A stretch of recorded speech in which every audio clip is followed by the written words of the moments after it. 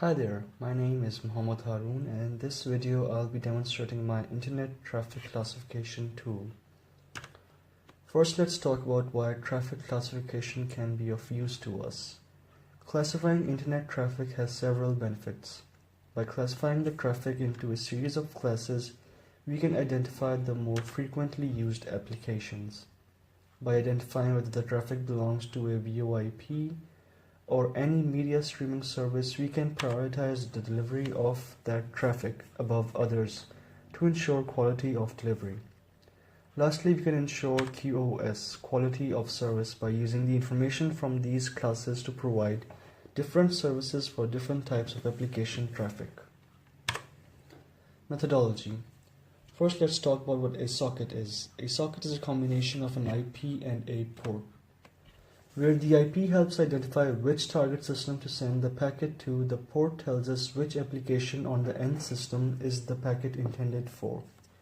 Eventually, this led to a standardization of the well-defined port numbers for commonly used protocols. Thus, the range 0 to 1023 is well defined, and packets to that range can be uniquely identified.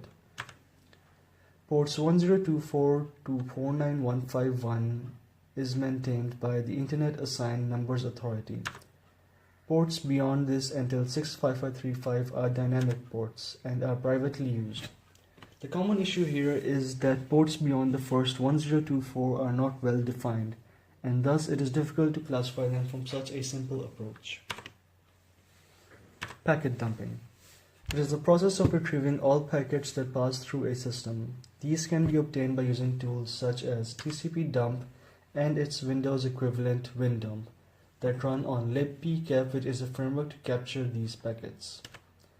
Here is a sample output of TCP dump. Over here we have the time during which this packet was either sent or received. This is the source IP address. This is the source port. This is the socket information for the destination, and this is the protocol being used. Methodology. I use Java and JavaFX to develop my application. This ensured that the application was cross-platform and ran on both Windows and Linux. Here is the demonstration of my tool.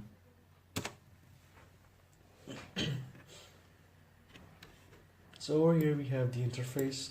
From here I can select the interface that I would like to use. These are named by the drivers provided by Windows, therefore they are not being named properly right now. The second one here is my Wi-Fi adapter. I select it and then I go to settings to define the protocols that I would like it to classify. Here are the protocols that I've selected, and I can add new protocols from here along with all these defined that I have already added to the application. Let's save this and start. Now this is a time bin of over 100 seconds, so we're getting the percentage of each protocol over the last 100 seconds. Over here you can see is a log file being maintained of every packet that is being received. These are the packets that are classified and unclassified. Let's take a look at the chart. We can see that HTTPS is taking over all the traffic. We can see that port 443 is common here.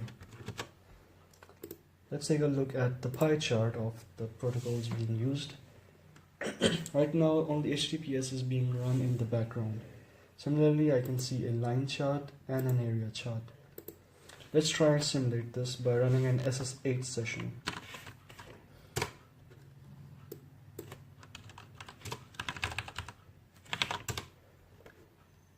Now in my SSH, you can see that SSH has started to grow over here, with some activity being indicated over here regarding SSH. Let's try and simulate FTP now.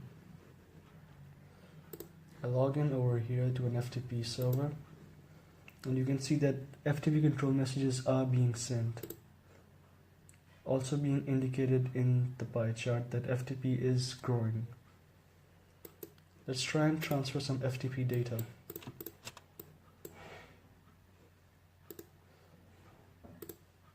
Now you can see that FTP data has grown to an enormous amount because a lot of packets for it are being sent.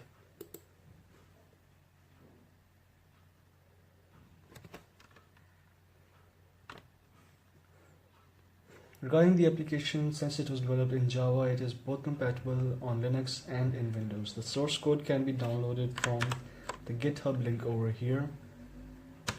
Thank you for watching.